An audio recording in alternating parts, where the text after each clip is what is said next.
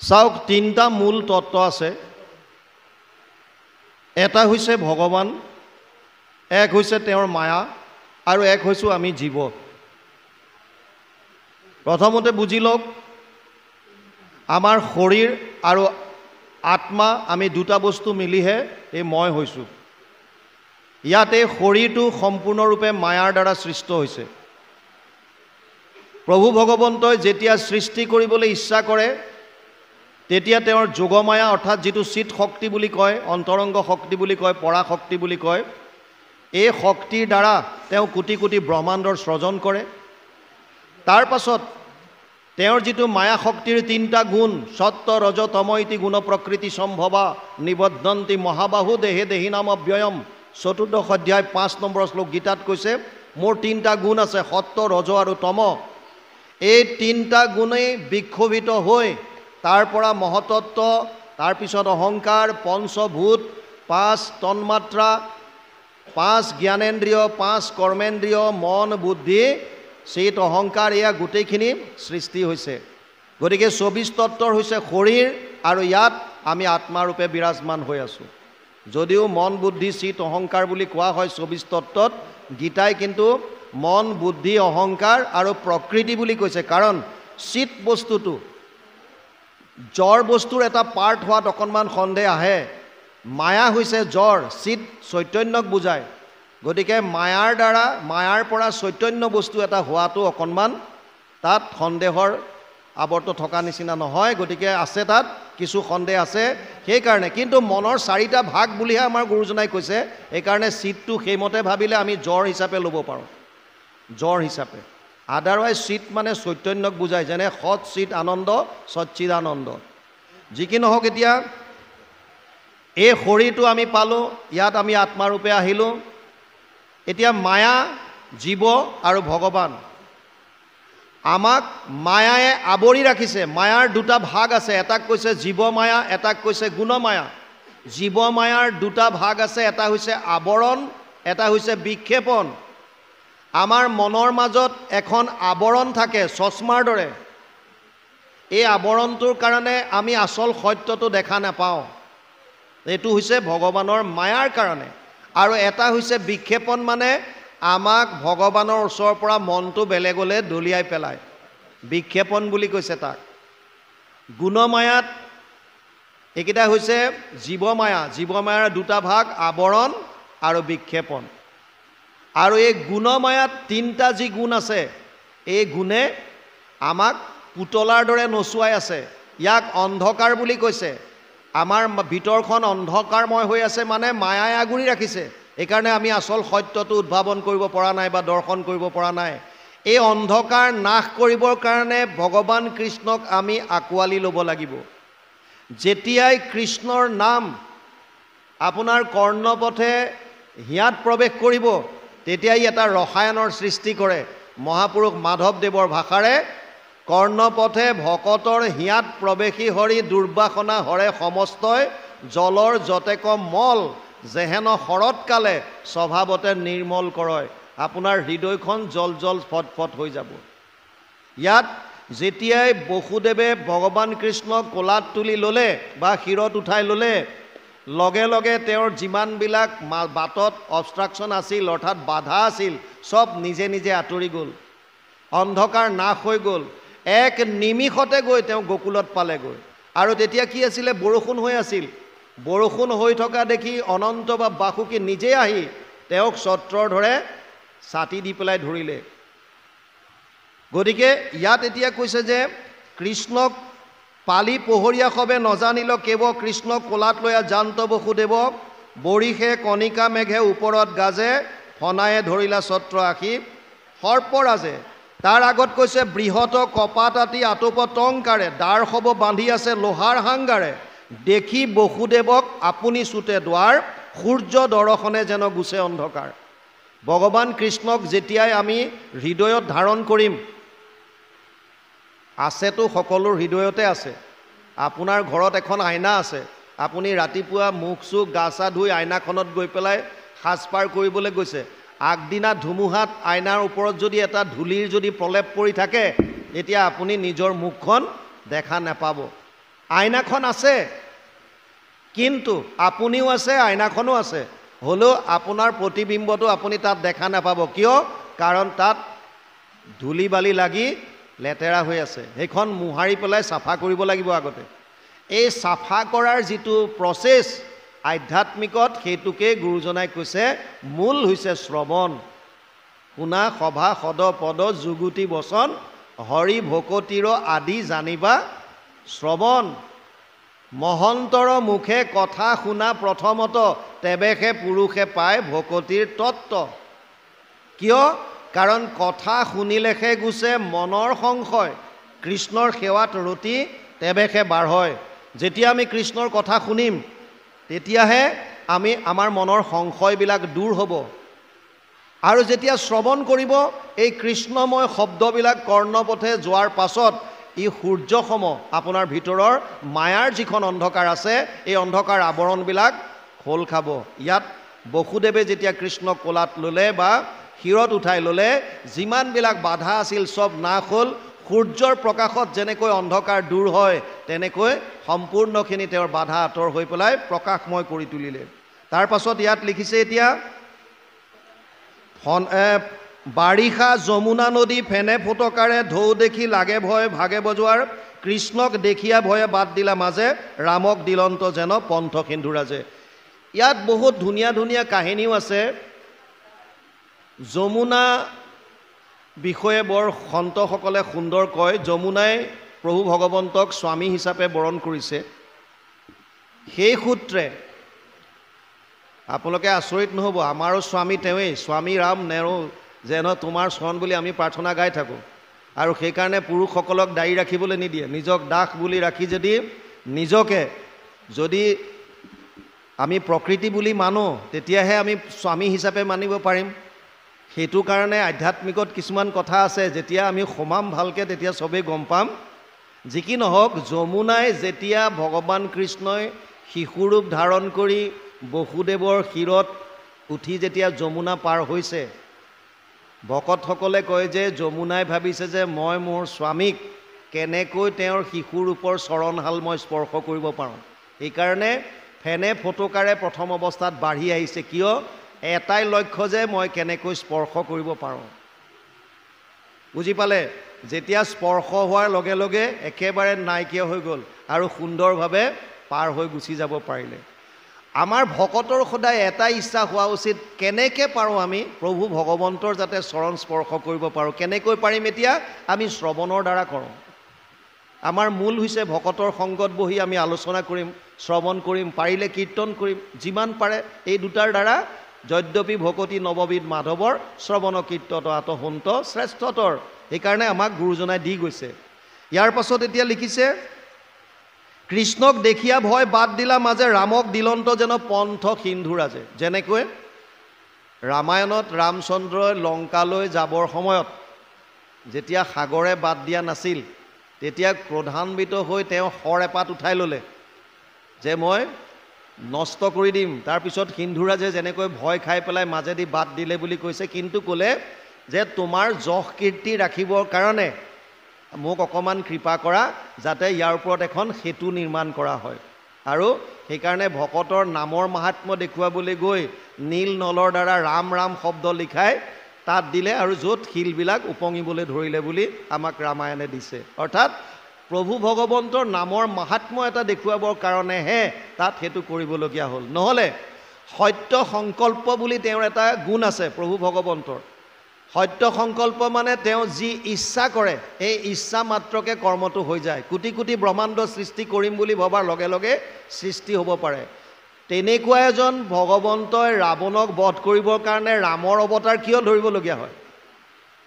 যিজনে ইচ্ছা কৰাৰ মাত্ৰকে এটা কৰ্ম হৈ যায়, তেতিয়া তেওঁ আকৌ ৰাৱণক বধ কৰিবৰ কাৰণে ৰামৰ অৱতাৰ লৈ 14 বছৰ বনত ঘূৰি ফুৰিবলৈ কি দৰকাৰ আছে? তেতিয়া কংসক বধ কৰিবৰ কাৰণে, শিশুপালক বধ কৰিবৰ কাৰণে কৃষ্ণৰূপে জন্ম লোৱাটো পাছৰ কথা, অৱতাৰ লোৱাটো গৰু চৰাই ফুৰিছেগৈ গকুলত, বৃন্দাবনত গকুলত কি প্ৰয়োজন আছে? নহয়, এই লীলাবিলাক কৰি গৈছে আমাক দেখুৱাবলৈ। তেওঁ শৰীৰ ধাৰণ কৰি বিভিন্ন লীলা কৰি ৰামৰ দিনততো তেওঁ মৰ্যাদা সম্পন্ন হিচাপে দেখুৱাইছে এজন মৰ্যাদা সম্পন্ন ব্যক্তিয়ে কি ধৰণে পালন কৰে তেওঁৰ নিজৰ জীৱন নিৰ্বাহ কৰে সেইখিনি দেখুৱাইছে কিন্তু কৃষ্ণ অৱতাৰত তেওঁ বিভিন্ন ঐশ্বৰিক শক্তিৰ দ্বাৰাও আমাক দেখুৱাইছে তথাপিও তেওঁ বিভিন্ন ধৰণৰ ভকতসকলে যাতে লীলাসমূহ শ্ৰৱণ কৰিব পাৰে কাৰণ অৰ্জুনক গীতাত কৈছে জন্ম কৰ্ম চমে দিব্যম এবং যো ব্যক্তি তত্ত্বতঃ ত্যক্তোৱা দেহা পুনৰ্জন্ম নেতি মামেতি পাণ্ডৱ ৪ৰ্থ অধ্যায় ৯ নম্বৰ শ্লোকত কৈছে হে অৰ্জুন মোৰ জন্ম কৰ্মবিলাক সব দিব্য সেইকাৰণে মোৰ এই জন্ম কৰ্মবিলাক যিবিলাকে ইয়াক ভালদৰে শ্ৰৱণ কীৰ্তন কৰি তত্ত্বটো বুজি ল'লে তেওঁলোকে আৰু ইয়ালৈ পুনৰবাৰ আহিব নালাগে অৰ্থাৎ পৰম মুক্তি লাভ কৰিব পাৰিব আৰু ভাগৱতে আমাক কৈছে যিটোজনে ফুৰে মাধৱৰ নাম ধৰি পাছে পাছে ফুৰে দেৱ দেৱী স্তুতি কৰি মূৰ্তিমন্ত হুয়া 5 প্ৰকাৰৰ মুকুতি মুকলৈও বাপ বুলি কৰন্ত কাকুতি অৰ্থাৎ যেতিয়া আপুনি মাধৱৰ নাম লৈ থাকিব কৃষ্ণ কৃষ্ণ কৈ থাকিব তেতিয়া কওঁতে কওঁতে কওঁতে কওঁতে বাকীবিলাক দেৱ দেৱীয়ে আপোনাৰ পাছে পাছে ঘূৰা আৰম্ভ কৰিব যি 5 প্ৰকাৰৰ মূৰ্তি আছে সেয়াও আপোনাৰ পাছে পাছে ঘূৰি ক'ব যে মোক ল গতিকে প্ৰভু ভগৱন্তৰ এনেকুৱা মাহাত্ম্য ইয়াত কৈছে তাৰ পাছত অপ্ৰয়াসে বসুদেৱে যমুনা চৰাই ল এক নিমিষেকে গয়া গোকুলক পাই ল নিদ্ৰা গয়া গোৱাল সকল খুটি আছে অচেতন যশোদাক দেখিলন্ত পাছে তাৰ পাছত তেওঁ গোকুলত প্ৰৱেশ কৰিলে গোকুলত প্ৰৱেশ কৰাৰ লগে লগে তেওঁ দেখা পালে যে তাত সব অচেতন হৈ আছে কিয় অচেতন হ'ব একেলগে গোটেই ৮০-৮৫ বছৰ বয়সত নন্দই সন্তান পাইছে আৰু কেনেকুৱা মহোৎসৱ হ'ব লাগে এনেকুৱা মহোৎসৱত আকৌ সব শুই আছে এইটো কেনেকৈ সম্ভৱ এইটো হৈছে মায়াৰ নিদ্ৰা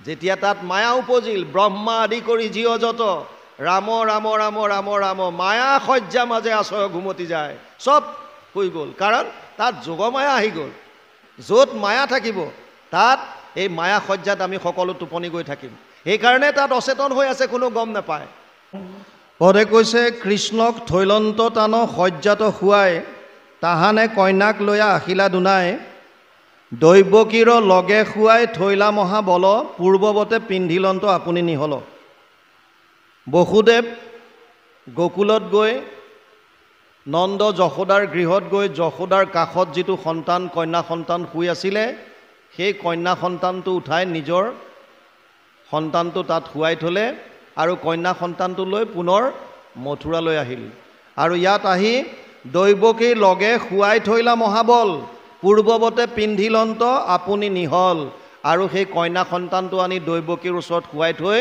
আকৌ পুনৰ যিখিনি শিকলিৰ বান্ধোন আছিল নিজে লগাই ল'লে ইয়াৰ পাছত কৈছে দুনাই দুৱাৰত সবে কপাত লাগিল শিশুৰ ক্ৰন্দন শুনি প্ৰহৰী জাগিল নিজে নিজে দুৱাৰ আকৌ লক হৈ গ'ল আৰু এই কন্যাটোৱে যেতিয়া ক্ৰন্দন কৰিবলৈ ধৰিলে বাহিৰত থকা দুৱৰীবিলাকে সাৰ পালে সাৰ পোৱাৰ পাছত কি হ'ল শিশুৰ ক্ৰন্দন শুনি প্ৰহৰী জাগিল লৱণন্তে ৰখীয়া কংসত জান দিল শুনা প্ৰভু দৈৱকীৰ পুত্ৰ উপজিল আৰু দুৱৰীকেইজন গৈ কংসক খবৰ দিলে যে হে মহাৰাজ দৈৱকীৰ সন্তান জন্ম হৈছে শুনি কংস উঠিল বিবল হুয়া বৰ এহি মোৰ মৃত্যু বুলি দিলে ক লৰ পথত পৰন্তে যায় আউল জাউল কেশ জম যেন ভৈল সুতিগৃহত প্ৰৱেশ কংসই খবৰটো শুনা মাত্ৰকে আউল বাউল কেশ হৈ লৰি গৈছে যেন খুদ যমৰাজ আহি পেলাই সুতিগৃহত প্ৰৱেশ হ'ল তাৰ মৃত্যু আহি আপোনালোকে কথাটো জানেই বসুদেৱ কংসৰ অতি মিত্ৰ আছিল বান্ধৱ আছিল তেওঁৰ বসুদেৱৰ মৰমৰ ভগ্নী যেতিয়া দৈৱকীৰ বিয়া পাতিব বিচাৰিছিল তেতিয়া তেওঁৰ পৰম বান্ধৱ বসুদেৱলৈ বিয়া দিছিল আৰু আপোনালোকে জানে যে বিয়াৰ সময়ত যেতিয়া কংসই নিজে ৰথ চলাই গৈ আছিল সেই সময়ত এটা আকাশবাণী শুনে কি শুনৰে পাপিষ্ট কংস পৰম অজ্ঞান দৈৱকীৰ অষ্টম গৰ্ভে তোৰলৈব প্ৰাণ এইটোৱে আছিলে আকাশবাণী দুজন মানুহে শুনিছে এজন হৈছে কংস আৰু আনফালে পৰীক্ষিতেও আগৰ ভৱিষ্যতৰ কথা শুনিছে সপ্তম দিৱসতোক তক্ষকে দংশক বিষ বহনি লাগি তোৰ শৰীৰ ভস্ম হওক মৃত্যুৰ আগজাননী দুইজনে পাইছে কোনে কোনে কংসয়ো পাইছে, পৰীক্ষিতেও পাইছে। ভাগৱতৰ লগত সম্পৰ্ক থকা কথা কৈ আছোঁ। পৰীক্ষিতেও পাইছে যে সপ্তম দিৱসত মোৰ মৃত্যু হ'ব, আৰু কংসই গম পাইছে যে দৈৱকীৰ গৰ্ভৰ পৰা যিটো অষ্টম পুত্ৰ হ'ব, অষ্টম পুত্ৰৰ হাতত মোৰ মৃত্যু হ'ব। আটাইতকৈ ডাঙৰ কথা, খবৰটো পোৱাৰ পাছত ৰিয়েক্ট কোনে কেনেকৈ কি কৰিছে সেইটো চাওক। পৰীক্ষিতে যেতিয়া গম পালে যে সপ্তম দিনা মোৰ মৃত্যু হ'ব, তেওঁ ইয়াক ভক্তি সহকাৰে গ্ৰহণ কৰিছে, তাৰ বিপৰীতে যাবলৈ ইচ্ছা কৰা নাই। কাৰণ জাতস্য হি ধ্ৰুৱ মৃত্যু ধ্ৰুৱ জন্ম মৃতস্য চ তস্মাৎ অপৰিহাৰ্য অৰ্থে না ত্বম শুচিতুম অৰ্হসি। 2 অধ্যায় 27 নম্বৰ শ্লোক গীতা।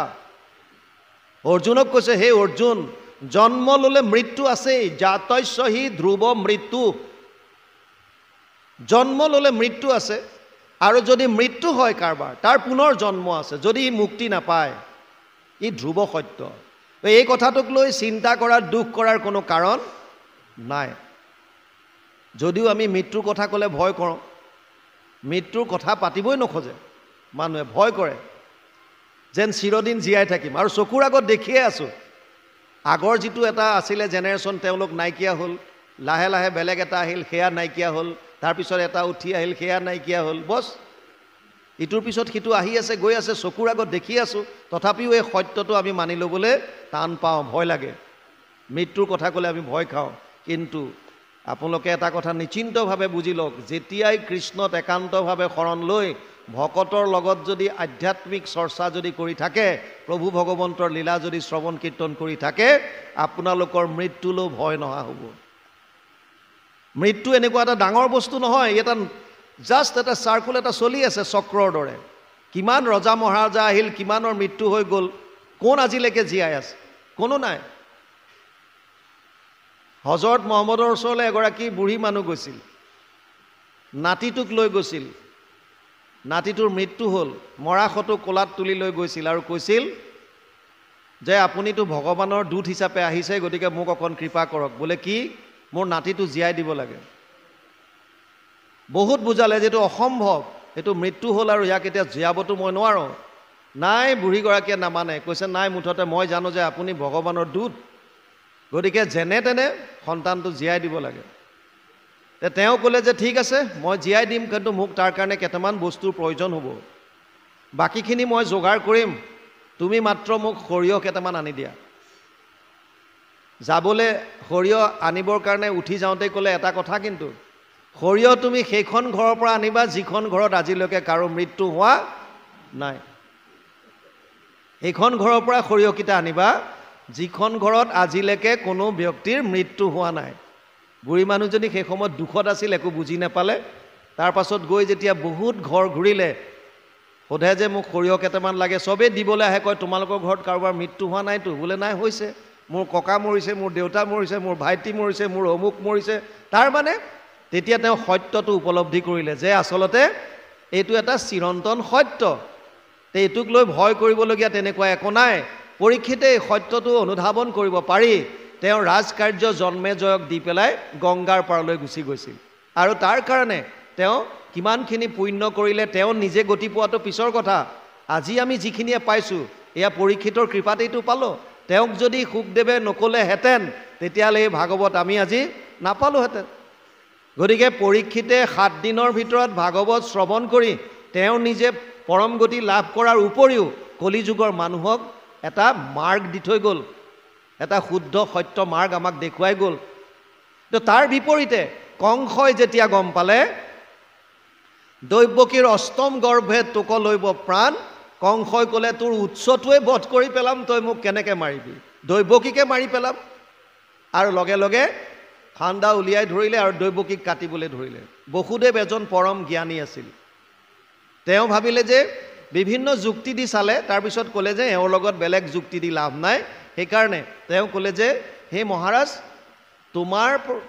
তোমাৰ ভণ্টি দৈৱকীৰ পৰাতো একো ভয় নাই, ভয় আছে তেওঁৰ সন্তানৰ পৰাহে, তাকো অষ্টম সন্তানটো। এইটো কেনেকৈ কি গেৰেণ্টি আছে যে দৈৱকী ইমান দিন জীয়াই থাকিব? হয়তো তাৰ আগত মৃত্যু হ'ব পাৰে, 8 নম্বৰৰ সন্তানটো জন্ম নহ'বগৈও পাৰে। হয়তো দৈৱকীৰ এটাও সন্তান নহ'ব পাৰে। মুঠতে মই কথা দিছোঁ আৰু বসুদেৱক এজন সত্যবাদী বুলি জানে। সমাজত কিছুমান ব্যক্তিয়ে যদি কৈ দিয়ে ঠিক আছে তই চিন্তা নকৰিবি মই আছোঁ বুলি, তেওঁৰ কথাটো বহুতে মানি লয়। কিয়? কাৰণ জানে যে তেওঁৰ আচৰণত যিটো কৈছে, তেওঁ যিটো কৈছে সেইটো কামে কাজে কৰি দেখুৱাব। তাৰমানে যিটো মুখে জবান দিয়ে সেইটো তেওঁ ৰাখে। এইটোৱে সত্য সংকল্প, সততাত থকা। কিছুমান আছে এনেই ওপৰতে হাৱাত কৈ দিয়ে, তাৰপিছতে পাল্টি মাৰি দিয়ে। তেনেকুৱা চব নহয়। সেইকাৰণে এতিয়া বসুদেৱে ক'লে যে যিহেতু তোমাৰ ভয় আছে দৈৱকীৰ অষ্টম সন্তানৰ, গতিকে মই কথা দিছোঁ, মই অংগীকাৰ কৰিছোঁ, সন্তান জন্ম হোৱাৰ লগে লগে মই তোমাৰ কোলাত আনি দিম, তুমি যি কৰা কৰিবা। কংসই প্ৰথম অৱস্থাত দৈৱকী বসুদেৱক ক'লে, বৰ সুন্দৰ কথা ক'লা মিত্ৰ, ইছৰাম মই কি ভুল কৰিলোঁ, মোৰ মৰমৰ ভগ্নীজনীক মই বধ কৰিবলৈ ওলালোঁ, হেন তেন কৈ পেলাই দুইটাকে ঘৰলৈ পঠিয়াই দিলে। তেতিয়া বন্দী কৰা নাই। দেৱতা লোকত চিন্তা হৈ গ'ল যে কংস যদি ইমান সৎ হৈ যায় তেতিয়াহ'লে ভগৱান কৃষ্ণই অৱতাৰ ল'বলগীয়া নহ'ব পাৰে। বুজি পাইছে নাই? চব কাৰ্যৰ একোটা কাৰণ থাকে। তেওঁলোকে নাৰদক ক'লে, দেৱৰ্ষি নাৰদ কিবা এটা উপায় কৰা। তেতিয়া নাৰদ আহি যায়। নাৰদ আহি কংসৰ ওচৰত গৈ কয়, আৰে কংস তুমি এইটো কি কৰিছা? বোলে কিয়? মোক কথা দিছে অষ্টম সন্তান, প্ৰতিটো সন্তান আহি মোক দিব, আৰু অষ্টম সন্তানতহে মোৰ ভয়। নাৰদে কৈছে তুমি ক'ৰ পৰা গন্তি কৰিবা এতিয়া? 8 নম্বৰতো এপাহ ফুল লৈ আছে, ফুলৰ পাখিকেইটা তেওঁ গন্তি কৰিলে, যদি মই এই পাহৰ পৰা গন্তি কৰোঁ 1 2 3 4 5 6 7 8, তেতিয়াহ'লে ইয়াত অষ্টম হয়। মই যদি দ্বিতীয়টোৰ পৰা গন্তি কৰোঁ তেতিয়া বেলেগ হ'ব, তৃতীয়ৰ পৰা গন্তি কৰিলে বেলেগ হ'ব। অষ্টম বুলি কৈছেহে, ক'ৰ পৰা অষ্টম? অষ্টমটো গন্তি ক'ৰ পৰা কৰিবা এতিয়া? এইবিলাক চব চাল খেলি আছে তোমাৰ লগত, আৰু তুমি বুজা নাই যিমানবিলাক এতিয়া জন্ম লৈছে গকুলত চব দেৱতা, চব তোমাৰ প্ৰাণৰ বৈৰী, তোমাক মৰাৰ প্লেন কৰিছে। বৰ দিলে ভয় খুৱাই। সি ক'লে তেনেকুৱা, ধৰি আন তেতিয়ালৈ। বসুদেৱ দৈৱকীক পুনৰ পোতাশালত দিয়ে, আৰু তাৰ পাছত প্ৰতিটো সন্তান হোৱাৰ লগে লগে বধ কৰি আছিল। এতিয়া যেতিয়া বসুদেৱে গৈ কন্যা সন্তানটো লৈ আহিল, দৈৱকীৰ লগে শুৱাই থৈলা মহাবল, পূৰ্বৱতে পিন্ধিলতো আপুনি নিহল, পুনাই দুৱাৰত কপাত লাগিল। তাৰপিছত কংসই গম পাই পেলাই গৈছে, এহি মোৰ মৃত্যু বুলি দিলেক লৱৰ, পথত পৰন্তে যায় আউল জাউল কেশ, জম যেন ভৈল সূতিগৃহত প্ৰৱেশ। তেওঁ গৈছে ভয় খাই। কিয়? যে মোৰ যেন যমৰাজ আহি অলৰেডি সূতিগৃহত প্ৰৱেশ হ'ল, মোৰ মৃত্যুটো নিশ্চিত হ'ল, এই বুলি তেওঁ ভয় খাইছে। মানুহ যিমানেই বলি নহওক কিয় মৃত্যুলে ভয় সকলোৰে আছে, যেতিয়ালৈকে তত্ত্বটো বুজি নাপায়। যদি আপুনি তত্ত্বটো বুজি পাব যিদিনাই যে মই আচলতে শৰীৰ নহয়, মই আত্মা, আৰু আত্মাৰ মৃত্যু নাই, তেতিয়া আপুনি গম পাব যে মোৰ কাৰণে একো ভয় কৰিবলগীয়া নাই। এই সত্যটো বুজি পালে আমাৰ মানুহৰ ভয়টো কমিব। আগতে এই ভাগৱত শ্ৰৱণ কৰিবৰ কাৰণে আমাৰ সাধাৰণ মানুহৰ কোনো উপায় নাছিল। তীৰ্থক্ষেত্ৰত গৈ তাত যিসকল ভকত থাকে বা বিপ্ৰ থাকে, যিসকল সংস্কৃতত বিদগ্ধ, তেওঁলোকৰ মুখেৰেহে আমি কৃষ্ণৰ কথা শ্ৰৱণ কৰাৰ সুবিধা পাইছিলোঁ। কিন্তু যেতিয়া গুৰুজনা অৱতৰিত হ'ল আৰু তেওঁ ভক্তি মাৰ্গৰ কাৰণে যিখিনি মূল প্ৰয়োজন সেই শাস্ত্ৰসমূহ নিজে আৰু লগতে তেওঁৰ অনুগামী শিষ্যসকলক অনুবাদ কৰিবৰ কাৰণে আদেশ কৰিলে। তাৰ ফলস্বৰূপে গুৰুজনাই নিজে ভাগৱত ভাগ প্ৰথমতে অনুবাদ কৰা আৰম্ভ কৰিছে। 12টা স্কন্ধ নিজে কৰা নাই। প্ৰথম স্কন্ধ, দ্বিতীয় স্কন্ধ, তৃতীয় স্কন্ধৰ অনাদিপাতন, ষষ্ঠ স্কন্ধৰ অজামিল উপাখ্যান, অষ্ট স্কন্ধৰ বলিচলন আৰু সাগৰ মন্থন, দশম স্কন্ধৰ আদিভাগ যি আমি এতিয়া পাঠ কৰি আছোঁ, এয়া গুৰুজনাৰ অনুবাদ। আৰু শেষৰ পাৰ্টত আছে কুৰুক্ষেত্ৰ যাত্ৰা, দশমৰ শেষৰ ভাগে আছে একাদশ স্কন্ধ আৰু দ্বাদশ স্কন্ধ, এয়া গুৰুজনাই নিজে কৰা। বাকী তেওঁৰ অনুগামী শিষ্যসকলে অনুবাদ কৰিছে। অনুবাদ কৰোঁতে গুৰুজনাই এটা পৰম্পৰা সুন্দৰভাৱে তেওঁ নিৰ্ধাৰিত কৰি দিলে যে 2-3টা অধ্যায়ৰ পাছত জনকল্যাণৰ নিমিত্তে একোটাকৈ উপদেশ, তেওঁ নিজা উপদেশ একোটাকৈ আমাক দি গ'ল। এই উপদেশসমূহ সেই শাস্ত্ৰৰ যিটো অধ্যায় পাঠ হৈছে তাৰ ওপৰত ভিত্তি কৰি তাৰ সাৰাংশ হিচাপে যাতে আমি বুজিব পাৰোঁ এই উপদেশ আমাক দি গৈছে। গুৰুজনাই ভাগৱতত নিজে দিয়া উপদেশৰ সংখ্যা হৈছে 173টা। 173টা উপদেশ আমি এখন গ্ৰন্থত সংকলন কৰিছিলোঁ। আমাৰ দ্বিতীয়খন গ্ৰন্থ, প্ৰথমখন গীতা সিন্ধু আছিল, যিখনত গীতাৰ 700 শ্লোক আমি অনুবাদ কৰিছিলোঁ পদ্য আকাৰে আৰু গদ্য আকাৰে। যিসকলে পাইছে হয়তো পাইছে। দ্বিতীয়খন আছিল আমাৰ কহে গুৰু শংকৰ, ভাগৱতত গুৰুজনাই স্পেচিয়েলি দিয়া সমস্ত উপদেশ এই গ্ৰন্থভাগত সংকলন কৰি তাৰ সৰলীকৰণ কৰা আছে যাতে সাধাৰণ মানুহে বুজি পায়। ইয়াত কৈছে, কৃষ্ণৰ কিংকৰে কহে শুনা সৰ্বজনে, তৰিবা সংসাৰ হৰি কথাৰ শ্ৰৱণে। গুৰুজনাই নিজকে কৃষ্ণৰ কিংকৰ বুলি কয়, দাস বুলি কয়। যি ভাৱ আছে, দাস্যভাৱ, সাক্ষ্যভাৱ, বাৎসল্যভাৱ, মাধুৰ্যভাৱ, বৈৰভাৱ, এই 5টা ভাৱ আছে ভক্তি মাৰ্গত। 5টা ভাৱৰ আটাইতকৈ শ্ৰেষ্ঠটোক দাস্য বুলি কৈছে।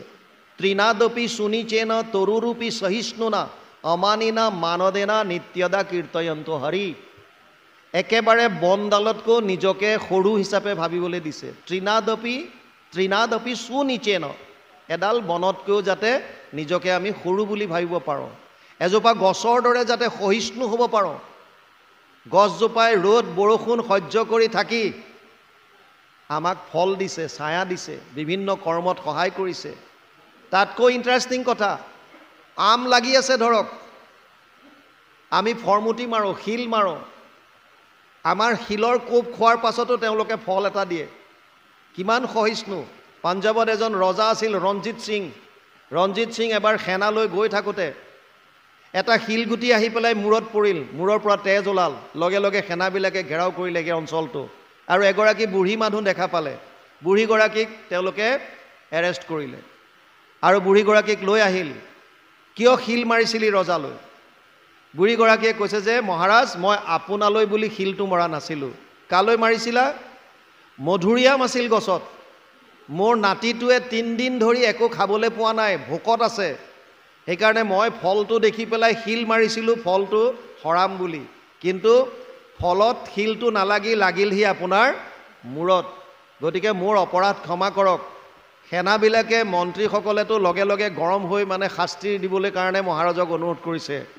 মহাৰাজ ৰঞ্জিত সিঙে কৈছে, যদি এজোপা গছে শিলৰ চোট পোৱাৰ পাছতো ফল দিব পাৰে, তেতিয়াহ'লে মইতো পাঞ্জাৱৰ কেশৰী নৰেশ ৰজা, তেতিয়াহ'লে মই এগৰাকী বুঢ়ী মানুহৰ যি ভোকত নাতিটো 3 দিন ধৰি আঁতুৰ হৈ আছে, এই বুঢ়ীগৰাকীৰ এটা শিলৰ কোব খোৱাৰ পাছত মই ফল দিব নোৱাৰিম? বুজি পাইছে? সেইকাৰণে ৰঞ্জিত সিঙে ক'লে যে মোৰ ৰাজভণ্ডাৰৰ পৰা এওঁৰ পৰিবাৰৰ কাৰণে, পৰিয়ালৰ কাৰণে যত যিমান প্ৰয়োজন হয় সমস্ত ব্যৱস্থা কৰা হওক। গছৰ দৰে সহিষ্ণু হ'বলৈ আমাক শিকাইছে। ত্ৰিনাদপি সুনিচেন তৰুৰূপী সহিষ্ণুনা অমানিনা, মান নিবিচৰা। বৰ্তমান সমাজত মান বিচাৰে, পদবীৰ কাৰণে কাজিয়া কৰে, পদৰ পাবৰ কাৰণে বিভিন্ন লোভীৰ সৃষ্টি হয়, পদ পাবৰ কাৰণে বিভিন্ন ধৰণৰ কূটনীতিৰ আচৰণ লয়। কিহৰ কাৰণে? আপোনাৰ যদি সেৱা ভাৱ আছে, পদ কিয় লাগে?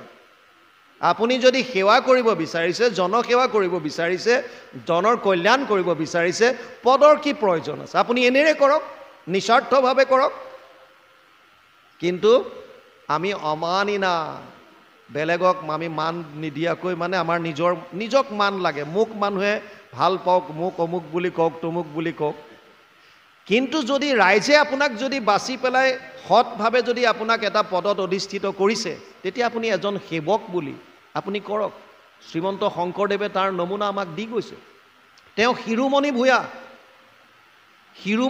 ভূঞা হোৱাৰ পাছতো নিজকে কৈছে কৃষ্ণৰ কিংকৰে কহে শুনা সৰ্বজনে। কিমান দাসত্ব ভাৱ আছে। আমি যদি সেৱা ভাৱ লওঁ, যেতিয়া কংসক বধ কৰিলে ভগৱান কৃষ্ণই, তেওঁ ৰজা হ'ব পাৰিলেহেঁতেন, কিন্তু তেওঁ ৰজা নহয়। কাক পাতিলে ৰজা? কংসৰ পিতৃ উগ্ৰসেনক, যাক বন্দী কৰি থোৱা আছিল। কিয়? এতিয়া কৃষ্ণক মানুহে সেৱা কৰে নে উগ্ৰসেনক? যে পদবীধাৰী ৰজা আছিল উগ্ৰসেন, গতিকে ৰজাজনকহে আমি কৰোঁ, তেনেকুৱাতো নহয়। উগ্ৰসেন থকাৰ সময়তো কৃষ্ণৰ প্ৰতিয়ে মানুহৰ আকৃষ্টটো বেছি আছিল। যিখন আসন আপোনাক আজি দিছে সেইখন আসনৰ পৰা খহাবলৈ বেছি সময় আমাৰ বহুত পলিটিচিয়ান ৰাজনীতিবিদে এই সত্যটো উপলব্ধি কৰিব নোৱাৰে। এখন দেশত এবাৰ ৰজাজনৰ অকাল মৃত্যু হ'ল। মৃত্যু হোৱাৰ পাছত তেওঁলোকে তাত চিন্তা কৰিলে যে এতিয়া ইমিডিয়েট এজন ৰজা লাগে, কাক দিয়া হ'ব কি কথা চিন্তা কৰিলে। তাৰ পাছত চিন্তা কৰি কৰি তেওঁলোকে ক'লে যে ঠিক আছে, মন্ত্ৰীসকলৰ লগত আলোচনা কৰিলে এজন সৎ মানুহক আমি এই ৰজাখনৰ ৰাজ্যখন চলাবলৈ দিয়া হ'ব। আৰু তেওঁলোকে সৎ মানুহৰ সন্ধানত গৈ বিভিন্ন পৰীক্ষা নিৰীক্ষা কৰি একেবাৰে দুখীয়া নিকিন এজন গৰখীয়াক গৈ পালেগৈ। আৰু গৰখীয়াজনক তেওঁলোকে আনি ৰজা সজাই দিলে। ৰজা হোৱাৰ পাছত গৰখীয়াজন যিহেতু সৎ আছিল, সৎভাৱে তেওঁ ৰাজকাৰ্য চলাবলৈ ল'লে। কিন্তু সদায় ব্ৰহ্মপুৱাতে উঠি তেওঁ ক'ৰবালৈ যায়, সদায় যায় আৰু সদায় গৈ পেলাই তাৰ পৰা ঘূৰি আহি তাৰ পাছতহে ৰাজকাৰ্যত বহে। এই কথাটোহে এতিয়া পাত্ৰ মন্ত্ৰীসকলৰ মনত সন্দেহৰ এটা উৎস এটা জগাই তুলিলে যে এই মানুহটো সদায় ৰাতিপুৱা যায় ক'লে, ই কিবা কূটনীতি কৰি আছে নেকি, কিবা ক'ৰবাত খেলি মেলি লগাই আছে নেকি, ক'লে যায়। তেওঁ লগে লগে চোৰাংচোৱা তাৰ পিছত লগাই দিলে। আৰু এদিন তেওঁলোকে দেখা পালে যে ৰজাজন তেওঁ মনে মনে মনে মনে গৈ ব্ৰহ্মপুৱাত গৈ তালৈ যায় যিটো জুপুৰিত তেওঁ আছিল। আৰু সেই জুপুৰিটোৰ যেতিয়া ওলাই আহিল লগে লগে বাহিৰত পাত্ৰ মন্ত্ৰী সকলো ওলাই গ'ল আৰু ওলাই ক'লে যে মহাৰাজ, আপোনাক আমি বহু দিনৰ পৰা লক্ষ্য কৰি আছিলোঁ, আপুনি সদায় ব্ৰহ্মপুৱাত উঠি এই ঘৰটোলৈ আহে, কাৰণটো কি? তেওঁ বৰ সুন্দৰ উত্তৰ দিছিল। তেওঁ কৈছিল যে পাত্ৰ মন্ত্ৰী সমস্ত, যদিও তোমালোকে মোক ৰাজ্যৰ আসনত অধিষ্ঠিত কৰিছা, অৰ্থাৎ মোক ৰজা পাতি দিছা, কিন্তু মই মোৰ নিজস্বটো পাহৰি যাব বিচৰা নাই। মই যে এজন গৰখীয়া, এই কাপোৰযোৰ মই এতিয়াও ইয়াত ওলমাই থৈছোঁ আৰু পুৱাতে আহি মই মোৰ নিজস্বটো এবাৰ চাই যাওঁ, আচলতে মই কি। বুজি পালে? আচলতে মই কি, মোৰ স্থিতিটো কি, মই এইটো এবাৰ চাই যোৱাৰ পাছত কেতিয়াও মোৰ দুৰ্নীতি কৰিবলৈ মন নাযায় যে মই আচলতে সেইজন মানুহে ৰাইজৰ আশীৰ্বাদত আহি মই এইটো পদত অধিষ্ঠিত হৈছোঁ, গতিকে ৰাইজৰ সেৱা কৰিব লাগে, সেইমতে মই কৰোঁ। আৰু কাইলৈ যদি মোক ইয়াৰ পৰা বিদায়ো দিয়ে মোৰ মনত কোনো আক্ষেপ নাই, কাৰণ মই মোক চিনি পাই আছোঁ। ইয়াত গুৰুজনাই কৈছে কৃষ্ণৰ কিংকৰ। 5টা ভাৱৰ ভিতৰত আটাইতকৈ সুন্দৰ ভাৱ হৈছে দাস্য ভাৱ। আমি নিজকে দাস্য দাস বুলি ভাবিব লাগে। সেইকাৰণে মহাপুৰুষ মাধৱদেৱে লিখিছে, নহো জানা আমি 4 জাতি, 4 আশ্ৰমী নহো আতি, নহো ধৰ্মশীল দানব্ৰত তীৰ্থগামী, কিন্তু পূৰ্ণানন্দ সমুদ্ৰৰ গোপী ভৰ্তা পদ কমলৰ দাসৰো দাস টান দাস ভৈলো আমি আখ্যানবিলাক পঢ়ি যাওঁ, তত্ত্ববিলাকলৈ নাযাওঁ। গজেন্দ্ৰক গ্ৰাহে ধৰিলে, গজেন্দ্ৰ এপাহ পদুম ফুল দি পেলাই ত্ৰাহি হৰি বুলি শৰণ ল'লে আৰু প্ৰভু ভগৱন্তই গৰুড়ত আহি গজেন্দ্ৰক উদ্ধাৰ কৰিলে, পাৰিষদ হৈ বৈকুণ্ঠলৈ গ'ল। গ্ৰাহে কি কৰিছিল? গ্ৰাহেও যে মুক্তি পালে, গ্ৰাহটোৱেতো কৃষ্ণৰ নাম লোৱা নাছিল, তেতিয়া গ্ৰাহে মুক্তি কিয় পালে? কাৰণ গ্ৰাহে প্ৰভু ভগৱন্তৰ দাসৰ চৰণত ধৰিলে। প্ৰভু ভগৱন্তৰ ভকত হ'ল গজেন্দ্ৰ, গজেন্দ্ৰৰ ভৰিত ধৰিলে গ্ৰাহে, গতিকে গজেন্দ্ৰৰ লগত গ্ৰাহে মুক্তি পাই গুচি গ'ল। সেইকাৰণে গুৰুজনাই কৈছে ভকতৰ সংগ লোৱা, যিমান পাৰা ভকতৰ চৰণ কমলত ধৰা। ভকতেহে তোমাক কৃপা কৰিব পাৰিব কলিযুগত। ভকতৰ মুখেদি এষাৰ এষাৰ আশীৰ্বাদ যদি তুমি পোৱাইছা, যদি পাব পাৰিছা, নিজকে ধন্য মানা। গতিকে দাসৰো দাস হ'বলৈ আমাক কৈছে ইয়াত। সেইকাৰণে গুৰুজনাই নিজক কৈছে, যদিও শিৰোমণি ভূঞা, তেওঁ নিজক কৈছে কৃষ্ণৰ কিংকৰ দাস। আৰু কি কৈছে? অনুৰোধ কৰিছে, কৃষ্ণৰ কিংকৰে কহে শুনা সৰ্বজনে, তৰিবা সংসাৰ হৰি কথাৰ শ্ৰৱণে। আমি মাত্ৰ পঢ়ি পঢ়ি গুচি যাওঁ, ফৰ্মুলা প্ৰত্যেকটো শব্দত দিছে। ভগৱানৰ বাংময় মূৰ্তি বুলি কয় ভাগৱতত, তেনেয়ম বাংময় মূৰ্তি প্ৰত্যক্ষ বৰ্ততে হৰি, সেৱাত শ্ৰৱণাত পথত দৰ্শনাত পাপনাশিনী। পদ্মপুৰাণ উত্তৰখণ্ড ভাগৱত মহাত্ম্য 3য় অধ্যায় 62 নম্বৰ শ্লোক। তাত লিখিছে ভগৱান কৃষ্ণৰ বাংময় মূৰ্তি শব্দ আকাৰে ইয়াত বিৰাজমান হৈ আছে, প্ৰতিটো শব্দ কৃষ্ণময়। আমি কিমান মথন কৰিব পাৰিছোঁ, কিমান তাৰ তত্ত্ব ল'ব পাৰিছোঁ, এইটো সুকীয়া কথা। কিন্তু এনেকৈ 2-3 ঘণ্টা বা এসপ্তাহৰ ভিতৰত আপোনালোকে যে ভাগৱতৰ গোটেই মথন কৰিব পাৰিব, এইটো সম্ভৱ। এইটো এটা এডভাৰটাইজ। যিসকলে উদ্যোগ লৈ কৰিছে তেওঁলোকক আমি নমন কৰোঁ, সেৱা জনাওঁ, শ্ৰদ্ধা জনাওঁ। কাৰণ তেওঁলোকে এখন প্লেটফৰ্ম এখন দিছে, মঞ্চ এখন দিছে, ইয়াত আপোনালোকে এটা এডভাৰটাইজ পাব মাত্ৰ, যে এইটো চাবোন ঘঁহক, এইটো ক্ৰীম ঘঁহক, ঘঁহি দিয়াৰ লগে লগে ফটককৈ বগা হৈ গ'ল, এইটো চাবোন মাৰি দিয়ক শ্বৰ্টকৈ বগা হৈ যাব। কিন্তু ঘঁহি চোৱাটো আপোনালোকৰ কথা। এডভাৰটাইজ এটা দিয়া হয় ইয়াত 2-3 ঘণ্টাৰ ভিতৰত, যাতে আপোনালোকে কথাকেইটা পাব, ক'ত কি আছে এটা থুলমূল আভাস দিয়া হয়। কিয় শুনিব ভাগৱত? ইয়াত কিয় কৈছে তৰিবা সংসাৰ হৰি কথাৰ শ্ৰৱণে। হৰি কাক কয়? যিজনে হৰণ কৰে আমাৰ যিমানবিলাক দুখ তাপ। আমি 3টা তাপত তাপিত হৈ আছোঁ, আদি দৈবিক, আদি ভৌতিক আৰু আধ্যাত্মিক। আপোনালোকে যেতিয়া এই 7 দিনীয়া অনুষ্ঠানটো কৰিম বুলি ভাবিছে, তেতিয়া ভাবিছিল নে যে বৰষুণ হ'ব? দৈৱ দোষ আহিছে। আৰু এতিয়া আপোনালোকৰ দৃষ্টিকোণ যদি লয় যে নহয় বৃষ্টি হৈছে, অমৃত বৰ্ষণ হৈ আছে, আমাৰ কাৰণে ভাল। আপোনাৰ দৃষ্টিটো কেনেকুৱা? আপোনাৰ দৃষ্টি যদি আপুনি প্ৰত্যেকটো বস্তু কি হিচাপত লৈছে, এইটো ডাঙৰ কথা। এজন ৰজা আৰু তেওঁৰ মন্ত্ৰী, ৰজাজনক ওচৰৰ দেশ এখনৰ পৰা এখন তৰোৱাল দিলে। তৰোৱালখন পোৱাৰ পাছত তেওঁ ৰাজসভাত দেখুৱালে, এই সভাসদবৰ্গ এইখন চোৱা, মোক অমুক ৰাজ্যৰ ৰজাই দিছে। চবেই ভাল বুলি কৈছে। তেওঁৰ মন্ত্ৰীজন অতি আধ্যাত্মিক আৰু অতি উত্তম। মন্ত্ৰীজনে ক'লে যে ভগৱানে যি কৰে ভাল কৰে, আপোনাক তৰোৱালখন যে দিয়াইছে প্ৰভু ভগৱন্তই, এইটো ভাল কৰিছে, ভগৱানে যি কৰে ভাল কৰে। তাৰ পাছতে ৰজাই তৰোৱালখন উলিয়ালে, উলিয়াই পেলাই চাওঁতেই আঙুলি এটা কাটি গ'ল, আঙুলিটো টুকুৰা হৈ পৰি গ'ল, আৰু মন্ত্ৰীজনৰ মুখৰ পৰা ওলাই গ'ল ভগৱানে যি কৰে। ৰজাই ক'লে এইটো কথা ক'বলৈ আহিছ তই? মোৰ আঙুলি সৰি পৰিল আৰু তই কৈছ ভগৱানে যি কৰে? সেনাক লগে লগে অৰ্ডাৰ দিলে, ইয়াক ধৰ, কাৰাগাৰত ভৰা। আৰু কাৰাগাৰত লৈ যাওঁতেও মন্ত্ৰীজনে কৈছে মহাৰাজ ভগৱানে যি কৰে, কাৰাগাৰত সোমোৱাই দিলে। তাৰ কিছুদিনৰ পাছত ৰজাই পাহৰিলে যে মন্ত্ৰীক কাৰাগাৰত থৈছে। অলপ দিন গ'ল, তাৰ পাছত কি হ'ল, এদিন চিকাৰ খেলিবলৈ মন গ'ল। আৰু যেতিয়া জংঘলত গ'ল চিকাৰ খেলি খেলি যাওঁতে এটা হৰিণীৰ পিছত পৰি পেলাই ঘোঁৰা ইমানকৈ দৌৰালে যে জংঘলৰ মাছ পালেগৈ। জংঘলৰ মাজত কিছুমান আদিবাসী আছিল, তেওঁলোকে জাল পেলাই পেলাই থৈছিল বিভিন্ন জেগাত। তাত গৈ ঘোঁৰাটোৰ সৈতে যেতিয়া ৰজা সোমালগৈ, ওপৰৰ পৰা জালত পৰি গ'ল, ট্ৰেপ কৰিলে। আৰু লগে লগে আদিবাসীসকলে ধৰি ৰজাক তেওঁলোকৰ যিজন মুখীয়া বা নায়ক তেওঁৰ ওচৰলৈ লৈ গ'ল। আৰু যোৱাৰ লগে লগে এতিয়া মুখীয়াজনে দেখিলে বৰ সুন্দৰ এটা শৰীৰৰ সুঠাম দেহৰ এজন ব্যক্তি। গতিকে তেওঁলোকে নিজৰ চিন্তাধাৰাই ভাবিছে যে ইয়াক আমাৰ আৰাধ্য দেৱতাৰ ওচৰত বলি দিব লাগিব। গতিকে বলি নিজে আহিছে যেতিয়া, ইয়াক বলি দিয়াটোৱে ভাল। নিৰ্দিষ্ট দিনত ধুনীয়াকৈ নোৱাই ধুৱাই মালা চালা পিন্ধাই বলি সজালে, আৰু পুৰোহিতজন তেওঁলোকৰ আহিল। আহি পেলাই যেতিয়া চালে দেখিলে যে আঙুলি এটা নাই। তেতিয়া পুৰোহিতজনে ক'লে যে চৰ্দাৰজী এইজনৰতো আমি বলি দিব নোৱাৰিম। বোলে কিয়? এওঁ অংগখুত, মানে আঙুলি এটা নাই।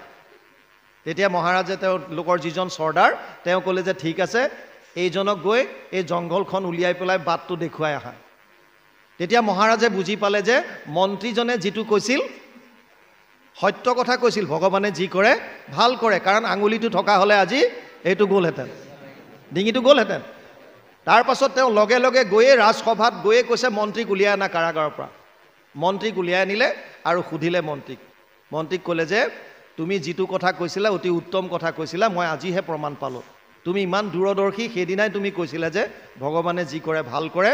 আৰু গোটেইখিনি ক'লে যে মই এনেকৈ চিকাৰ খেলিব গৈছিলোঁ, হৰিণী এটাৰ পাছত পৰি মই জংঘলৰ মাজত সোমালোঁ, আদিবাসীৰ জালত পৰিলোঁ, মোক বলি দিয়াৰ যোজা কৰিছিল, কিন্তু অংগক্ষুত হোৱাৰ কাৰণে, এই আঙুলিটো নথকাৰ কাৰণে মোৰ আজি ডিঙিটো বাচিল, নহ'লে ডিঙি কাটিলেহেঁতেন।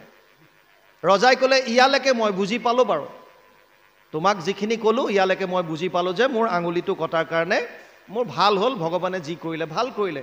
এতিয়া মন্ত্ৰীক কৈছে তুমি যে ইমান দিনে কাৰাগাৰত সোমাই থাকিবলগীয়া হ'ল, ইয়াত ভগৱানে কি ভাল কৰিলে? তুমি যে কৈছিলা তোমাক লৈ যাওঁতে যে ভগৱানে যি কৰে ভাল কৰে, তোমাৰ ক্ষেত্ৰত ভালটো ক'ত হ'ল সেইটো মোক বুজাই দিয়া।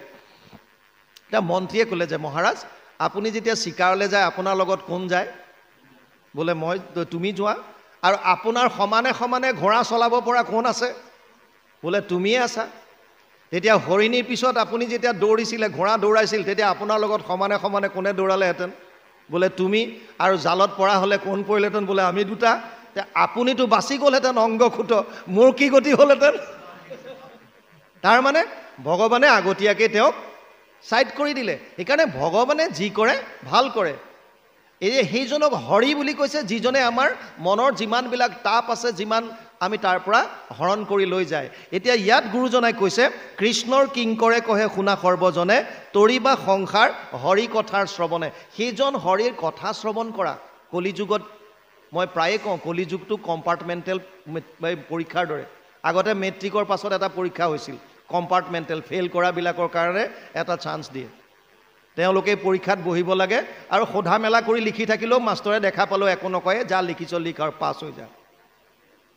তেতিয়াও যিবিলাক যদি পাছ হ'ব নোৱাৰে তেতিয়াহ'লে আৰু তেওঁলোকৰ কোনো উপায় নাই কলিযুগটো আমাৰ কাৰণে কম্পাৰ্টমেণ্টেলৰ পৰীক্ষাৰ দৰে তাৰমানে এইটো পৰীক্ষাত যদি আমি পাছ হ'ব নোৱাৰোঁ তেতিয়াহ'লে আৰু উপায় নাইকিয়া কিয় ইয়াত ইমান সহজ যে কেৱল মাত্ৰ হৰি কথা শ্ৰৱণ কীৰ্তন কৰিলে আমি পৰম গতি লাভ কৰিব পাৰোঁ সেইকাৰণে গুৰুজনাই উপায় দিলে কৃষ্ণৰ কিংকৰে কহে শুনা সৰ্বজনে তৰিবা সংসাৰ হৰি কথাৰ শ্ৰৱণে কি কৰিবলৈ দিছে হেন জানি একচিত্তে শুনা সাৱধানে নেৰিবা কীৰ্তন যাবে প্ৰাণ থাকৈ মানে যেতিয়ালৈকে প্ৰাণ থাকে তেতিয়ালৈকে একচিত্তে কৃষ্ণ কথা শুনিব দিছে এতিয়া আমি চিত্তটোৱে দিব নোৱাৰোঁ মানে মনটো 11টা ইন্দ্ৰিয় আমাক দিছে 5টা জ্ঞানেন্দ্ৰিয় 5টা কৰ্মেন্দ্ৰিয় মনসমে একাদশ 11টা ইন্দ্ৰিয় আমাক দিছে ভগৱানে 700 শ্লোকৰ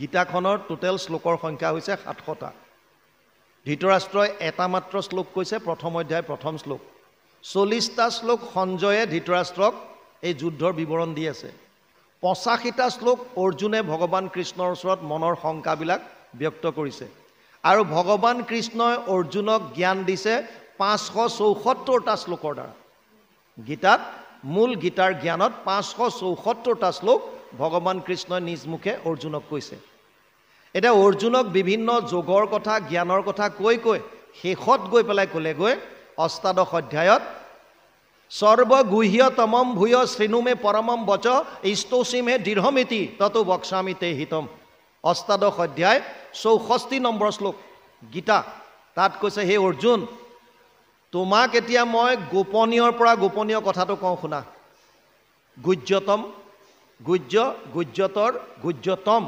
মানে গুড বেটাৰ বেষ্ট সুপাৰলেটিভ ডিগ্ৰীত আছে একেবাৰে তাতকৈ আৰু নাই আৰু একো একেবাৰে গোপনীয়ৰ পৰা গোপনীয় কথাটো কওঁ শুনা কি ক'লে মন মনা ভৱ মদ ভক্ত মধ্যাজি মাম নমস্কৰো মামে বৈশ্যসী সত্যম তে প্ৰতিজানে প্ৰিয়সীমে অষ্টাদশ অধ্যায় 65 নম্বৰ শ্লোক গীতা তাত ক'লে হে অৰ্জুন মোতে মাত্ৰ সদা দিয়া মন মোৰ ভক্ত হোৱা সৰ্বক্ষণ মোকে পূজা মাত্ৰ মোকে কৰা নমস্কাৰ কহিলো তোমাতো সত্যবাণী পাইবা সুখে মুখ মহামানী তুমি প্ৰিয়তম সুহৃদ সখী আমাৰ 11টা ইন্দ্ৰিয়ৰ মাত্ৰ আমাক মনটো বিচাৰিছে কিন্তু আমিবিলাকে 10টা ইন্দ্ৰিয়ৰ দ্বাৰা ভক্তি কৰোঁ মানে নাম গোৱাত নাম গাইছোঁ হাত চাপৰি বজাইছোঁ মুখেৰেও গাইছোঁ কিন্তু মনটো নামত নাই মনটো দেশ দুনিয়াত ঘূৰি আছে কোন আহিল কোন কি কৰিছে কোনফালে কোনে কেনেকৈ বহিলে কি কৰিলে কি নাই এইবিলাক কথা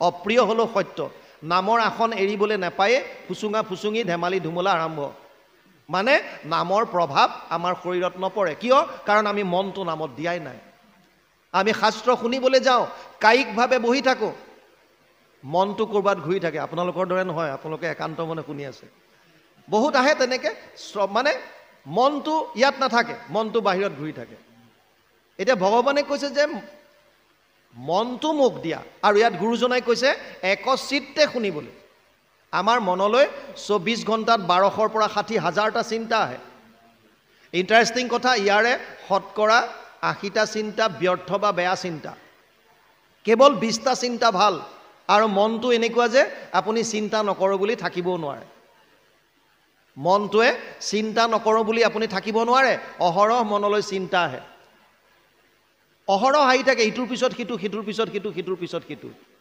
গতিকে মনটোক কেনেকৈ ৰাখিব পাৰিব ইয়াক? কিবা এটা বিশেষ বস্তুত লগাই থ'ব লাগিব।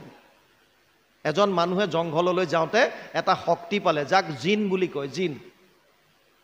জিনটোৱে তেওঁৰ ওচৰত দৰ্শন দি ক'লে যে আকা, মোক আপুনি লৈ যাব পাৰে আৰু মোক বিভিন্ন মোৰ দ্বাৰা কাম কৰোৱাব পাৰে, কিন্তু চৰ্ত এটা আছে। বোলে কি? মোক কিন্তু অহৰহ কাম দিব লাগিব, যদি কাম দিব নোৱাৰে আপোনাৰ ডিঙি চেপি আপোনাক মাৰি পেলাম। তেওঁ লোভত পৰিছে, মানুহজনে ভাবিছে ঠিকে আছে, ইয়াৰ দ্বাৰা বিভিন্ন কাম কৰাম, শ বিঘা মাটি আছে, যদি খেতি কৰাম ইয়াৰ হতুৱাই লৈ যাওঁ। লৈ আহিলে আৰু জিনটোক পিছদিনাই ৰাতিপুৱাই ক'লে যে তই যা, মোৰ অমুকত মাটি আছে, তই এইখিনি হাল বাই আহ। ইটো গ'ল, আহিল, গোটেই হাল বোৱা হৈ গ'ল, আৰু কাম দিয়ক। আৰু ইটো সিটো কাম দিয়ে, পটাপট আহি কাম শেষ কৰে, বোলে আৰু কাম দিয়ক, নহ'লে এতিয়া আপোনাৰ ডিঙি চেপি মাৰিম। মানুহটো খাবলৈ শুবলৈ শান্তি নাইকিয়া হ'ল, কাৰণ কাম ইমান ক'ৰ পৰা দিব। উপায়ন্তৰ হৈ এজন ধৰ্মগুৰু আছিল, তেওঁৰ ওচৰলৈ গ'ল আৰু ক'লে যে গুৰুজনা বৰ বিপদত পৰিছোঁ, লোভত পৰি পেলাই মই এটা এনেকুৱা শক্তি আনিলোঁ, যিটো শক্তি এতিয়া মই ব্যৱহাৰ কৰিব নোৱাৰা হৈছোঁ, সিহে উল্টাই মোক ব্যৱহাৰ কৰিব বিচাৰি আছে। বোলে কি হ'ল? আৰু বুজাই দিলে। তেওঁ ক'লে যে এতিয়া এটা কিবা উপায় দিয়ক, তাক ইমান কাম কেনেকৈ দিম? গুৰুজন গুৰুৱে, যিজনে অন্ধকাৰ নাশ কৰে, পোহৰৰ বাট দেখুৱাই দিয়ে, সেইজনে গুৰু। গতিকে তেওঁ ক'লে হ'ব, তুমি এটা কাম কৰা, তাক কোৱা যে বাঁহৰ বাৰীলৈ গৈ এডাল সুন্দৰ বাঁহ কাটি আনিব, 20-25 ফুট দীঘল কৰি তাক সুন্দৰকৈ জাত গোটেইবিলাক জেং চেংবিলাক কাটি সুন্দৰভাৱে তাত তেল ঘঁহি দিব, আৰু চোতালত তাক থিয়কৈ পুতিবলৈ ক'বা। আৰু যেতিয়াই তোমাৰ বেলেগ কাম নাথাকে, তাক ক'বা ইয়াত এবাৰ ওপৰলৈ উঠ, এবাৰ তললৈ, এবাৰ ওপৰলৈ, এবাৰ তললৈ, তই ইয়াত উঠা নমা কৰি থাক। আৰু মানুহটো যেতিয়া আহি পেলাই জিনক ক'লে তই বাঁহ কাটি আন, সি কাটি আনিলে, তেল ঘঁহাই দিলে, তাত পূৰা চোতালত পুতি দিলে। আৰু যেতিয়াই খেতি পথাৰৰ ইটো সিটো কাম শেষ হয়, তাৰপিছত আহি কয় যে আৰু কাম লাগে, বোলে এইডালত মই যেতিয়ালৈকে নকওঁ তেতিয়ালৈকে উঠা নমা কৰি থাক। কিন্তু কামটো লাগিবই। আমাৰ মনটো তেনেকুৱা, এক মুহূৰ্তৰ কাৰণে ই আঁতৰি থাকিব নোৱাৰে। নাহি কচ্চিত ক্ষণমপি জাতু তিষ্ঠত্য কৰ্মকৃত কাৰ্যতেহি অৱশ্য কৰ্ম সৰ্ব প্ৰকৃতি জেৰ গুণে। 3য় অধ্যায় 5 নম্বৰ শ্লোক গীতা। অৰ্জুনক কৈছে এক মুহূৰ্ত আমি কৰ্ম নকৰাকৈ থাকিব নোৱাৰোঁ। মনটো অহৰহ চলি থাকে। গতিকে মনটো ক'ৰবাত লগাবই লাগিব। বাউন ক'ত লগাব? এতিয়া লগাবৰ কাৰণে উপায় এই লীলাসমূহ, প্ৰভু ভগৱন্তৰ নাম, প্ৰভু ভগৱন্তৰ ৰূপ, তেওঁৰ লীলা, তেওঁৰ ধাম, বা প্ৰভু ভগৱন্তৰ ভকত। ইয়াত বিষ্ণু আৰু বৈষ্ণৱৰ কথাৰে ভৰি আছে। যদি ভকতৰ কোনোবা এজনৰ কথা চিন্তা কৰি আছে, ইয়াত বিভিন্ন ভকতৰ কথা আছে, বৈষ্ণৱৰ কথা আছে, তেওঁলোকৰ কথাও যদি চিন্তা কৰি আছে, তেতিয়াও আপুনি পৰম গতি লাভ কৰিব পাৰিব। সেইকাৰণে গুৰুজনাই ইয়াত কৈছে যে হেন জানি এক চিত্তে শুনা সাৱধানে, নেৰিবা কীৰ্তন যাবে প্ৰাণ থাকৈ মানে। যেতিয়ালৈকে শৰীৰত প্ৰাণ আছে তেতিয়ালৈকে প্ৰভু ভগৱন্তৰ কীৰ্তন কৰা, মুখে নাম লোৱা। নামৰ মাহাত্ম্য অতি বেছি। যম ৰজাই যমদূতত কৈছে ৰাম কৃষ্ণ নাম যিটো লয় একবাৰ, কোটি জনমৰ পাপ ভস্ম হয় তাৰ। আপোনালোকে জানে, অলপ আগতে আমি চৰ্চা কৰিছিলোঁ, নল নীলে শিলৰ ওপৰত ৰাম বুলি লিখি দিয়াৰ পাছত যদি পানীত দিয়ে, শিলটো উপঙি আছিল, যাৰ দ্বাৰা সাগৰত সেতু বনাব পাৰিলে। এই কথাটো ৰাৱণৰ কাণত পৰিল। বৰ এটা ৰসিক কথা। ৰাৱণৰ কাণত পৰাৰ লগে লগে ৰাক্ষসবিলাক গৈ কৈছে যে এইজন আহিছে কোনোবা মনুষ্য, তেওঁৰ নাম লিখি দিলেও দেখোন শিলগুটি উপঙি আছে। আপুনিতো ইমান জ্ঞানী গুণী, ইমান শক্তি আছে, আপোনাৰ নাম লিখি দিলেওতো তেনেকৈ শিল উপঙিব লাগে। ৰাৱণে ক'লে নিশ্চয় উপঙিব, সেইজন কোন মোৰ ওচৰত, মোৰ নাম দিলেও যাব। আৰু গৈ পেলাই ৰাৱণে কি কৰিলে, ক'লে যে মই প্ৰমাণ দেখুৱাম তোমালোকক। সেইবুলি ৰাৱণ বুলি লিখি এটা শিল সাগৰত যেতিয়া দিলে, চবেই দেখা পাইছে যে শিলটো উপঙি আছে। কেনেকৈ সম্ভৱ হ'ল? পিছত ভকতসকলে কৈছে ৰাৱণে তাত ৰাৱণ বুলি লিখি প্ৰভু ভগৱন্তক প্ৰাৰ্থনা কৰিছে, হে প্ৰভু ৰামচন্দ্ৰ, মোৰ লাজটো ৰাখিবা আৰু সৈন্যৰ ওচৰত, নহ'লে মোৰ গতি নাইকিয়া হ'ব। সেইকাৰণে প্ৰভু ভগৱন্তৰ আল্টিমেটলি নাম লৈ দিলে। ৰাৱণ আছিল পৰম জ্ঞানী। তেওঁক আপোনালোকে এনেই নাভাবিব। যেতিয়া ৰাৱণৰ ওচৰত কুম্ভকৰ্ণক যেতিয়া গৈ পেলাই বুজাইছিল যে দাদা এইটো বৰ ভুল কাম কৰিলা, প্ৰভু ৰামচন্দ্ৰ হৈছে পৰম ব্ৰহ্ম, নিৰ্গুণ নিৰাকাৰ ব্ৰহ্ম, তেওঁ সগুণ সাকাৰ ৰূপ ধাৰণ কৰি আহিছে, গতিকে তেওঁৰ লগত তুমি যুদ্ধ কৰিব নোৱাৰিবা, সীতাক অনতি পলমে ঘূৰাই দিয়া। ৰাৱণে কৈছিল যে তই কি ভাবিছ, মই নাজানো বুলি ভাবিছ নেকি? মই এই কাৰণেই যুদ্ধ কৰিম যে তেওঁৰ হাতত যদি মোৰ মৃত্যু হয় মই তেতিয়া পৰম গতি লাভ কৰিব পাৰিম আৰু মই যদি এইটো কৰ্ম নকৰোঁ তেতিয়াহ'লে ৰামচন্দ্ৰই মোৰ লগত যুদ্ধ নকৰে মই এইকণ সুবিধা নাপাম বৈৰভাৱে চিন্তা কৰি হ'লেও তেওঁ পৰম গতি লাভ কৰিলে পাঁচটা যি ভাৱৰ যিটো মাহাত্ম্য দেখাইছে কংসই হওক শিশুপালে হওক ৰাৱণে হওক কুম্ভকৰ্ণই হওক বৈৰভাৱে চিন্তা কৰিও তেওঁলোকে পাইছে গতিকে আপুনি যদি দাস্যভাৱে যদি আমি চিন্তা কৰোঁ তেতিয়াহ'লে কিয় ভগৱানক নাপাব কিয় পৰম গতি লাভ কৰিব নোৱাৰিব এইকাৰণে ইয়াত গুৰুজনে আমাক কৈছে নেৰিবা কীৰ্তন যাবে প্ৰাণ থাকে মানে ঘোৰ কলি যুগে জন্ম লভৈ যত প্ৰাণী পাপ সাগৰত তল গৈল হেন জানি তাক উদ্ধাৰিবে মনে কৃষ্ণ কৃপাময় কৰিলা বিস্তাৰ নিজ পুণ্য কীৰ্তিশয় ঘোৰ কলি যুগে জন্ম লভৈ যত প্ৰাণী পাপ সাগৰত তল গৈল হেন জানি কলিযুগ চাৰিটা যুগৰ ভিতৰত কলিক দোষৰ সাগৰ বুলি কয় কলিযুগক দোষৰ সাগৰ বুলি কয় আৰু এই কলিযুগ যদিও দোষৰ সাগৰ আপোনালোকে ভয় কৰিব নালাগে মাত্ৰ 5টা স্থানহে পৰীক্ষিতে কলিক থাকিবৰ কাৰণে দিছে অভ্যৰ্থিত তথা তস্मै স্থানানি কলয়ে দদৌ দ্যুতম পানম শ্ৰিয় সুনা যত্ৰ ধৰ্মচ্য চতুৰ্বিধা প্ৰথমতে 4টা বস্তু দিছে নিপতি বুলন্ত কলি তোক দিলো স্থান জৈত্য খেলে জুৱা পাশা কৰৈ মদ্যপান স্ত্ৰী পঞ্চসুনা গৃহস্থৰ ঠাকৈ জৈত্য এহি 4 স্থান দিলো বংশ গয়া তৈত্য সবতে নাই এই 4টাক অধৰ্ম বুলি কৈছে প্ৰথমতে কি দিলে প্ৰথমতে কৈছে য'ত জুৱা পাশা খেলে য'ত মদ খায় য'ত পৰস্ত্ৰী পৰদ্বাৰা গমন আছে আৰু য'ত আছে হিংসা শুনা মানে হিংসা কেনেকুৱা হিংসা আমাৰ ঘৰত 5 ধৰণৰ শুনা হৈ থাকে হিংসা হৈ থাকে অজানিতে জলকুম্ভ চুলিয়া বাঢ়নি ঢেকি পতা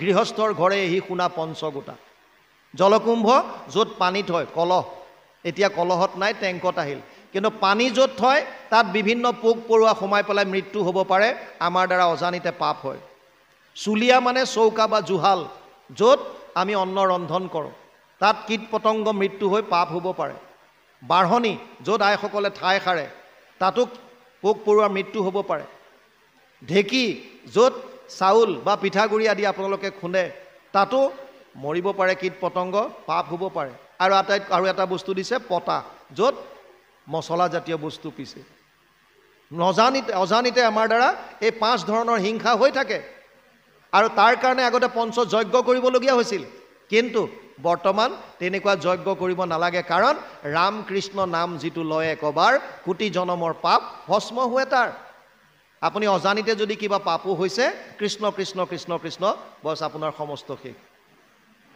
আপোনাৰ সমস্ত শেষ কিন্তু জানি শুনি পাপ কৰি কাৰোবাক ভৰিয়ে আপুনি পিছফালৰ পৰা লেং মাৰি পেলাই কৃষ্ণ কৃষ্ণ বুলি ক'লে সেইটো নহ'ব অজানিতে যদি কিবা ক'ৰবাত হৈ গৈছে তাৰ কাৰণে প্ৰায়শ্চিত্ত আপুনি কৃষ্ণৰ নাম ইয়াতকৈ সুন্দৰ একো নাই এতিয়া এই কলিযুগ যদিও দোষৰ সাগৰ ইয়াত থাকিবলৈ 5টা বস্তু দিছে কি 5টা প্ৰথমতে 4টা দিলে জৈত্য খেলে জুৱা পাশা কৰে মদ্যপান মদপান স্ত্ৰী আৰু পঞ্চসুনা তাৰ পাছত দিলে